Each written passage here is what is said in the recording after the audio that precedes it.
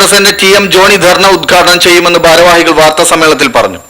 കർഷക കോൺഗ്രസ് എം ജില്ലാ secretary AC. Thomas, Wandoor നിയോജക മണ്ഡലം പ്രസിഡന്റ് ജോസ് ഉള്ളാട്, കർഷക കോൺഗ്രസ് ജില്ലാ പ്രസിഡന്റ് അപ്പച്ചൻ തേക്കുംകാട്ടിൽ, തോമസ് മാത്യു, കോക്കനാട് തങ്കച്ചൻ, പുളിയൻതൊടി എന്നിവർ വാർത്താസമ്മേളനത്തിൽ പങ്കെടുത്തു. മലപ്പുറം ജില്ലാ സഹകരണ ബാങ്ക് വൈസ് പ്രസിഡന്റായി തിരഞ്ഞെടുക്കപ്പെട്ട Nilambur block Congress president K ശിവശങ്കരന് കരളായി മണ്ഡലം കോൺഗ്രസ് കമ്മിറ്റി സ്വീകരണം നൽകി.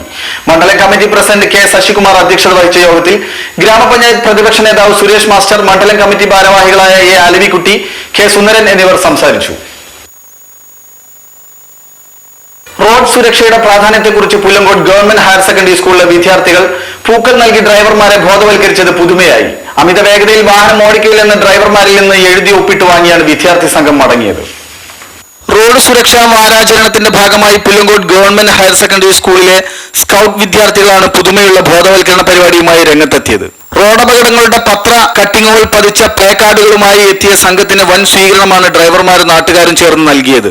കല്ലാമൂല, കേളനായർപ്പടി, സ്രാമ്പിക്കൽ, പുല്ലങ്കോട് എന്നിവിടങ്ങളിലെ 50ഓളം ഗുഡ്സ് ഓട്ടോറിക്ഷ, പിക്കപ്പ്, ബൈക്ക് ഡ്രൈവർമാരെ ബോധവൽക്കരിക്കാൻ ഒറ്റ ദിവസം കൊണ്ട് കുട്ടികൾക്ക് സാധിച്ചു. കൂടുതൽ അങ്ങാടികളിലേക്ക് ഈ പ്രവർത്തനം വ്യാപിപ്പിക്കാൻ ഉദ്ദേശിക്കുന്നതായി പദ്ധതിയുടെ കോഓർഡിനേറ്റർ ഗിരീഷ് മാരങ്ങേലത്ത് പറഞ്ഞു.